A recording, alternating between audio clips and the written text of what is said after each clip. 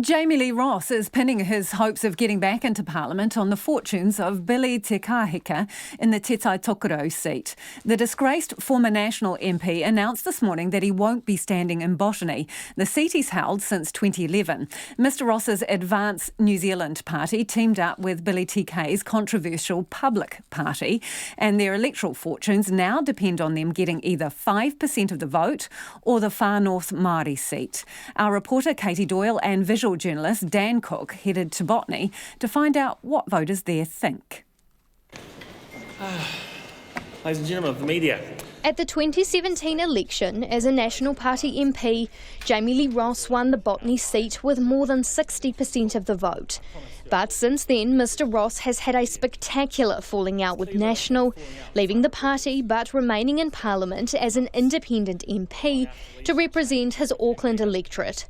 He's also awaiting trial on electoral fraud charges laid by the Serious Fraud Office. He'd been gearing up to contest the seat again, up against National's Christopher Luxon and Labour's Naisi Chen. But this morning he changed tact and pulled out of the race. Voters in Botany aren't too upset by the news. Fantastic and good riddance to him. Do you think people are feeling abandoned by him at all? Not at all. He's let us down a lot over the years, so time to go, I think. Do you think he had any chance of winning the seat this time round? No way. Everyone's saying that he hasn't got a show. I live this area more than 20 years, and always this year a lot of people support National Party. Don't know the party, but him, not very impressed with him. Why is that? Oh, just his morals and things he's done. I think he's made a series of blues, actually. Do you think the people of Botany will be feeling, let down at all that he's no longer going to stand in the seat? No, I don't. I don't think they will.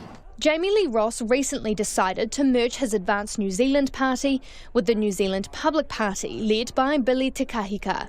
It's that partnership that Mr Ross says has prompted him to drop out of the Botany race.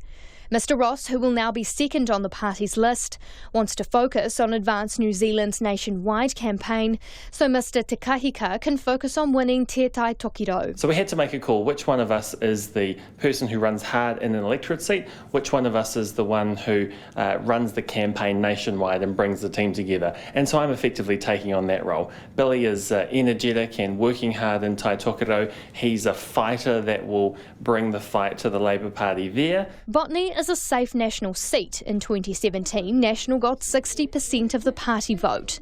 Jami-Lee Ross is adamant he didn't drop out of the Botany race because he didn't like his chances of winning. This was turning out to be a three-way race. The Labour candidate, Naisi Chen, is strong and working hard. The National Party's obviously got support here as well. But equally, I've got name recognition and I've got a 10-year track record as the local MP. I couldn't spend the time that was required to campaign effectively. I wanted to run a nationwide campaign with Advance New Zealand, so I had to make a hard call. I had to make that decision. Political commentator and former National Party staffer Ben Thomas disagrees and says Botany is far from being marginal, it's true blue.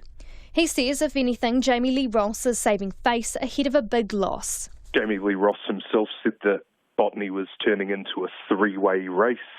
That wouldn't be the first fantastical claim he's made over the last year and a half since leaving the National Party. In a statement, the National Party candidate, Christopher Luxon, whose face is peppered on billboards throughout Botany, said he was focused on the people of his electorate.